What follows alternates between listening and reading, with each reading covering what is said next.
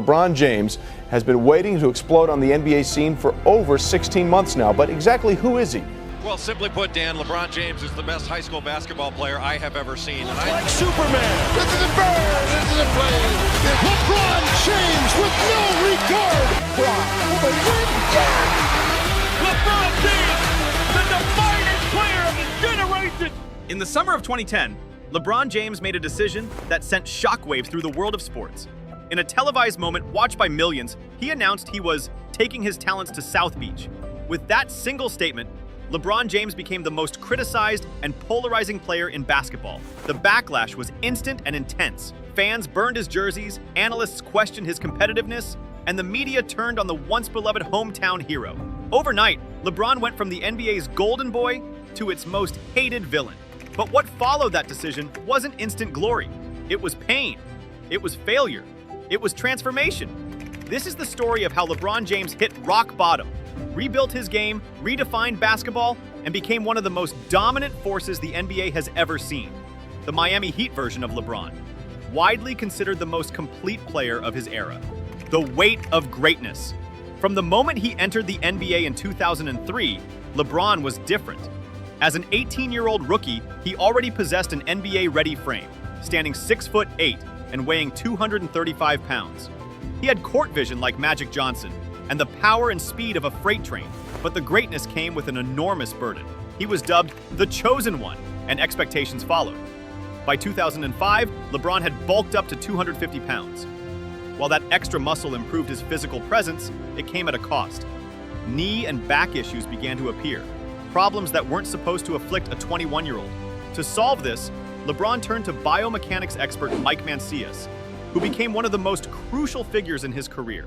Together, they revamped his training routine, focusing on functional strength, flexibility, and injury prevention. The pain disappeared, and a new, even more athletic version of LeBron emerged.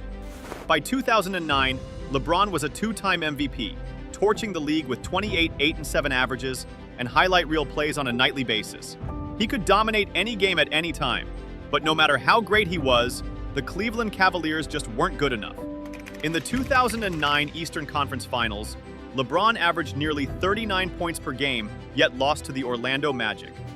The next year, he won another MVP, but Cleveland fell in the second round to the Boston Celtics. 7 years in, no title. The weight of expectations was crushing. The decision and the fallout. In 2010, LeBron made the most controversial choice of his career. He left Cleveland to join Dwayne Wade and Chris Bosh in Miami, forming a superstar trio that many viewed as a shortcut to a championship. The public saw betrayal. Cleveland fans burned his jersey. Former players called him weak for teaming up with rivals. But from a basketball perspective, it was the right move. In Wade and Bosh, LeBron finally had teammates who could share the burden. Expectations were sky high, and so was the pressure. The 2010-11 Miami Heat season was rocky. They started 9-8. Tensions boiled over. At one point, LeBron even challenged head coach Erik Spoelstra's leadership. But Heat president Pat Riley refused to step in. Spoelstra stayed. The team adjusted. They went on to win 58 games and breezed through the playoffs, until they met the Dallas Mavericks in the NBA Finals.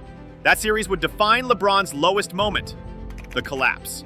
The Heat took a 2-1 lead against the Mavericks and were up double digits in Game 4. The championship seemed inevitable, but Dirk Nowitzki had other plans. With ice in his veins, he led a furious comeback. Dallas won Game 4, then Game 5, and finally Game 6 to clinch the series. LeBron's performance? Disastrous by his standards. He averaged just 17.8 points per game, the fifth most in the series, and scored only 18 total points across 6 fourth quarters. Jason Kidd, 38 years old, was guarding him. Tyson Chandler shut down the paint. LeBron looked passive, lost, and mentally shaken. The criticism hit harder than ever before. His legacy was in question. The comparisons to Michael Jordan stopped.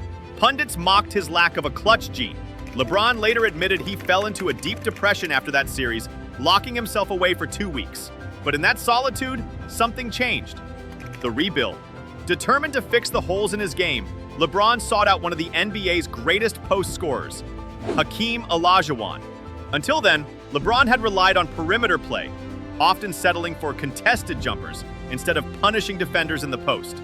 Under Hakeem's guidance, he learned balance, patience, and footwork. He built a complete back-to-the-basket game. At the same time, Eric Spoelstra made major adjustments. He studied Chip Kelly's spread offense in college football and translated it into basketball. The result? A positionless, pace and space system that turned Miami into a modern juggernaut. No more traditional center, no more clunky lineups. Instead, LeBron became a point forward, flanked by shooters and defenders. The court opened up, and LeBron thrived. Redemption in 2012. The 2011-12 season began after a lockout. LeBron was heavier, over 270 pounds of pure muscle, but faster, stronger, and smarter. He was unguardable. He averaged 27 points, 8 rebounds, and 6 assists, shot a career-best 53% from the field, and won his 3rd MVP. The playoffs were a battle. After cruising past the Knicks, the Heat lost Chris Bosh to injury in the second round against Indiana. LeBron and Wade carried the Heat, winning in 6 games. But the true test came in the Eastern Conference Finals against Boston. Miami trailed 3-2, and the narrative was set. LeBron couldn't win when it mattered. Game 6 in Boston changed everything. LeBron silenced every critic with 45 points, 15 rebounds, and 5 assists on 19 of 26 shooting.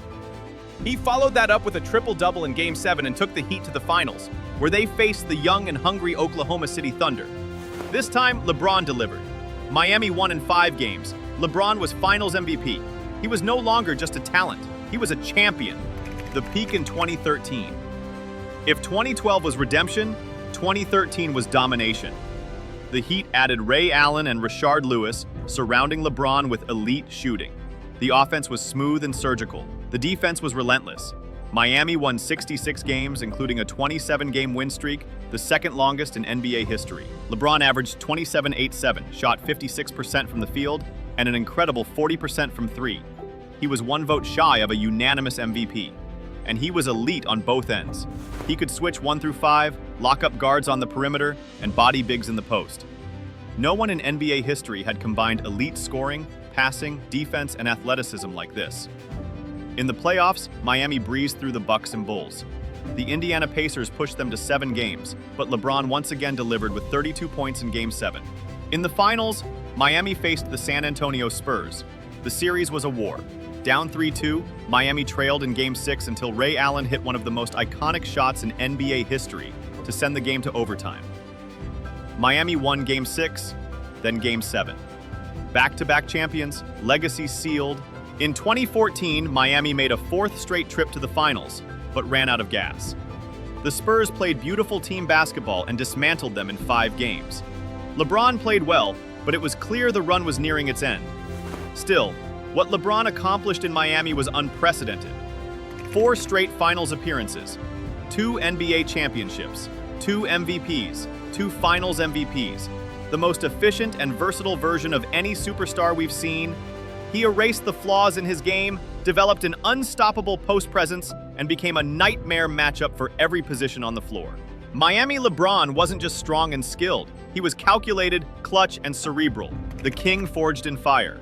The LeBron James who left Cleveland in 2010 was a generational talent, but incomplete. The one who returned in 2014 was battle-tested, transformed, and proven. Miami was the crucible where talent met pressure, failure met accountability, and greatness was reborn. This version of LeBron, strong as Shaq, fast as Jordan, smart as Magic, wasn't just the best player of his generation. He was something we may never see again. This was the Miami LeBron.